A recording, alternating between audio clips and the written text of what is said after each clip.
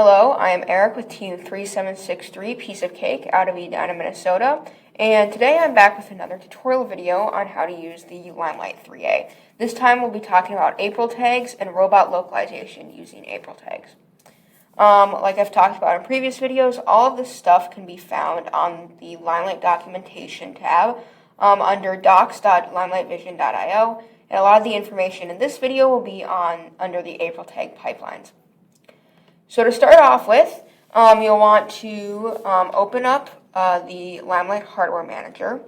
If you don't know how to do that, my first video talks about how to install Limelight Hardware Manager and get the Limelight up and running. The first thing you want to do is click Ignore Network Tables and then select whatever pipeline you want to work with. For right now, I'm just going to select 0, but you can select whatever one you want. Pipeline type, this will be set to color reflective, retroreflective at the start, but you'll want to select AprilTags for detecting AprilTags. Source image camera, that'll be automatically be set to that. Resolution, so you want this as low resolution as possible, or as high resolution as possible, while maintaining frame rate. So for this, you'll want to just ignore these bottom 3 options, because 10 FPS, that's really low frame rate, and 2 times and 3 times hardware zoom is not what you want to use for AprilTags. But really 640 by 480 is the sweet spot in terms of resolution and FPS. Because as you can see here, we have resolution that's lower, same FPS, or resolution that's higher with lower FPS. But really, this is the best option, is the 640 by 480. Stream orientation is normal. Exposure, you want this as low as possible without sacrificing on the image quality and the recognition. And at darker tournaments, you're going to want to turn this up. And if you're at tournaments with a higher amount of light source, you're going to want to turn this down. I found for testing around 550 is pretty good. But if you're in a really, really light environment, you're going to want this to be lower. If you're in a dark environment, you're going to want this to be higher. Black level offset, 0. Sensor gain, you're going to want to set to 15. This might be a little bit higher than before, but again, this is just so that it can recognize the Apriltags. Red balance and blue balance, you don't touch those. Configuration, so for the family, you want AprilTag Classic 36H11. And this will have 587 tags. This is the group of AprilTags that the Into the Deep tags are in. So for recognizing the Into the Deep, this is the family that you want to use. These other families don't have the Into the Deep AprilTags. So make sure to select this AprilTag Classic 36H11. Engine U Michigan will be at that. All of this stuff you probably won't mess around with. X crop and Y crop. So this is for cropping out what parts of the screen you don't want the vision sensor to see. So let's say we had a tag over here and another tag over here. And I only wanted it to recognize one of the tags. This is like a situational thing where you only want it to recognize one of the tags. Then you can use X crop to crop out where the AprilTag is. You can also use Y crop to crop out on the Y axis. Sort mode, largest area percent of image, it'll just be set to this, and you don't really need to change that. Target grouping, you'll want to select single target for the, for the robot localization.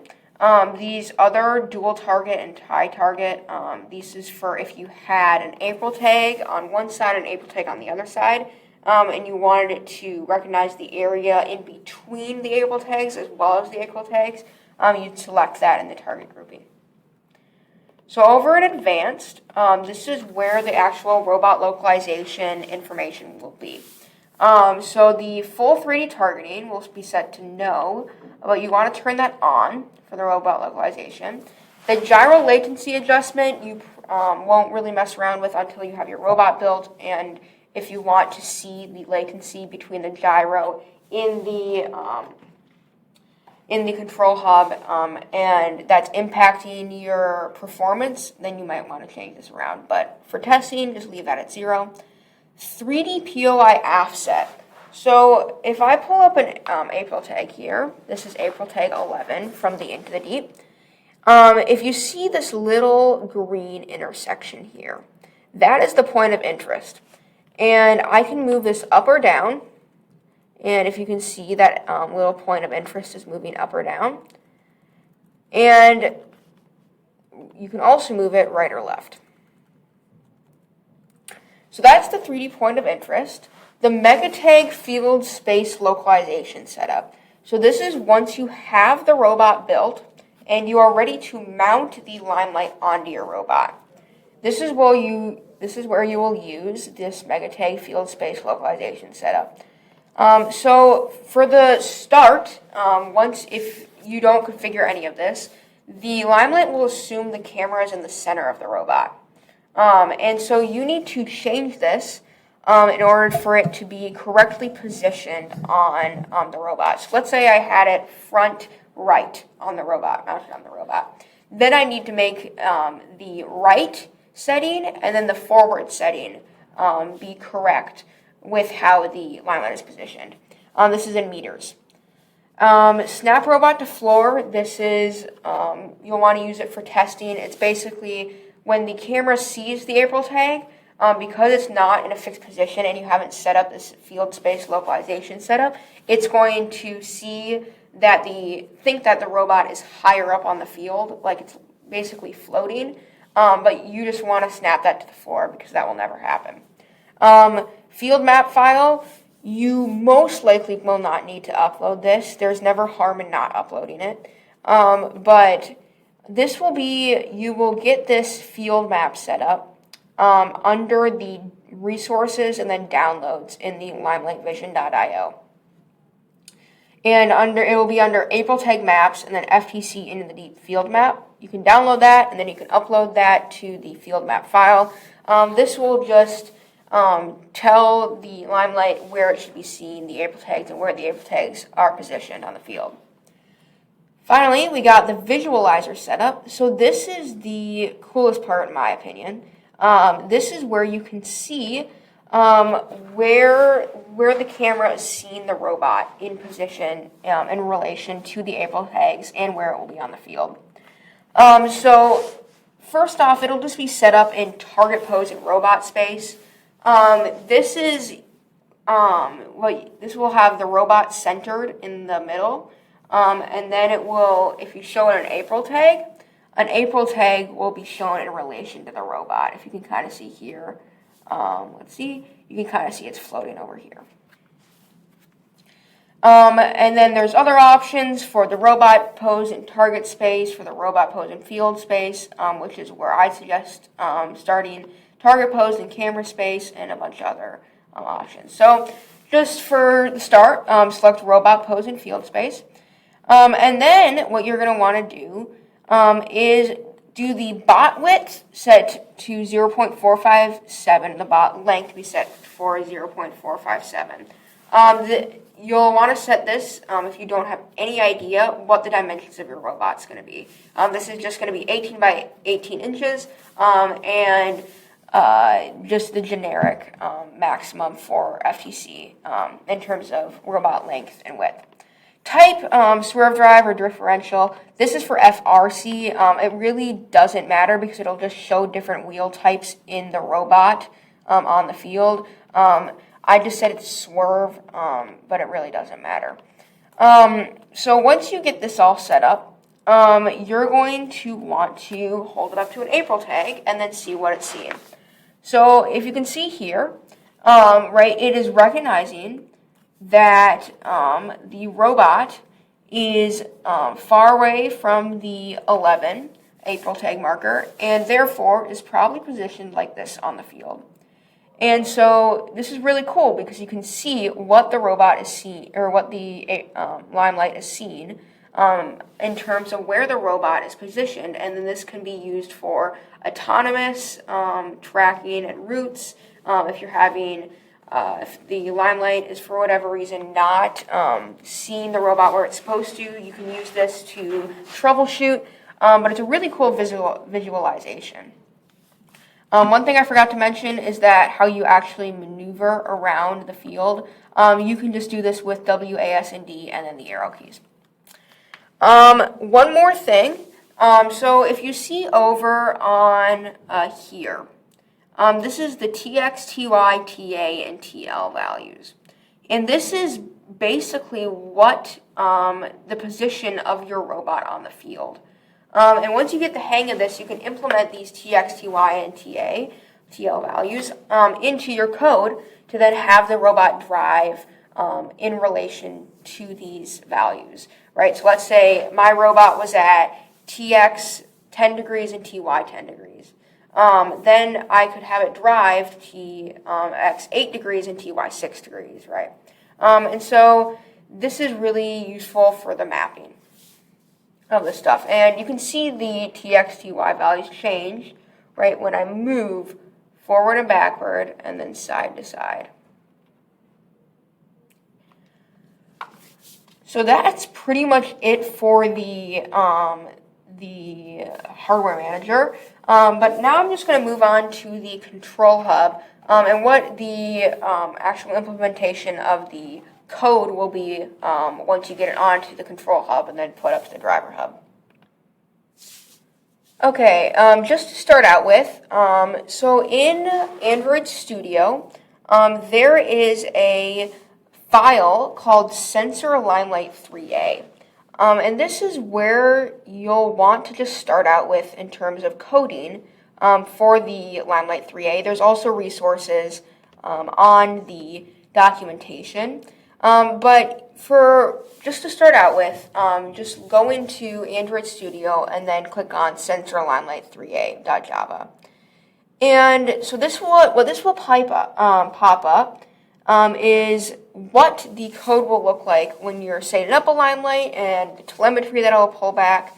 And a couple of things just to mention is setting the device name, which we'll get to again later when we talk about the driver hub. But then there's also pipeline switch. And this is really, really important that you get this number right. So if you remember, we talked about the pipelines, the different numbers of pipeline, right? And so because we have the AprilTag detection on pipeline 0, this can be set to 0, this value. But if we had the pipeline set to 1, we need to change that to 1. So right now, I'm just going to leave it at 0 because I had it set to 0. And then what all of this is going to be doing is going to be using the information to call a bot pose, a 3D bot pose on the field. And if you can see here, if I remember when I talked about these TX, TY values, it's taking these values in and then outputting a bot pose. There's a bunch of telemetry that gets outputted, including the fiducial ID, which is the same as the AprilTag ID, the color that's seen, a whole bunch of stuff is on here. Really, really useful resource. And then I'm going to get right into the driver hub setup right after I push this code. Okay, so now we're going to move on to the driver hub. And what you'll want to do is push that code to the control hub, like I talked about, and then under teleop, you should see Sensor Limelight 3A. But before we do that, we need to make sure we got everything set up correctly. So click on Configure Robot, and if you want to start a new configuration or go to an old configuration, you can. I have one called teleop P, which I'm just going to edit. And then you should see two, well, if you're editing it, you should only see Control Hub Panel. But if you created a new one, you should see Ethernet and you should see Control Hub Panel. Because I did not create a new one, I need to scan. And then once I do, I should see Ethernet device come up, or just Ethernet. And then you can rename that to whatever you want. I would just suggest naming it Limelight, because that's what we called it in the code. And then you save that and get out and then activate that configuration. And if the Limelight doesn't pop up, what we found is that you need to make sure every single thing is updated. The driver hub, the control hub, all the software. It all needs to be updated before the Limelight will work. Otherwise, the Limelight just won't even pop up. So once you get all that done, you can go into Teleop and click on the sensor Limelight 3A, and then in it, and then start. So once you do that, I have a little AprilTag here that I can shine it up to. And you should see on it, before you actually even show it to the AprilTag, you should see the name, the temp, the pipeline, the latency, Python output, and parse latency. And then once you do shine it up to a AprilTag, you should see the TX, the TXNC, the TY, TYNC bot pose, orientation, role, fiducial, and a bunch of information down there. And again, this is really useful for troubleshooting. If the bot pose isn't correct, there might be something wrong in your code. But it's really cool to see what the robot is actually seeing in its position on the field. And then fiducial ID, that should be correct with the tag ID that is listed under the AprilTag on the Into the Deep AprilTags. But overall, that is pretty much it on how to get the AprilTag localization set up. Once you get all of this done, you can then start coding with the localization and getting it the raw positioned, depending on the localization. A lot of really cool stuff you can do with this AprilTag localization. If you are interested in learning more about this, we'll have more videos up and coming on the Limelight. There will also be previous videos if you want to go see those on how to get the Limelight set up, and a bunch of other stuff on color recognition, all of that. So hope you have a great day and enjoyed this video on the AprilTag localization with the Limelight 3A.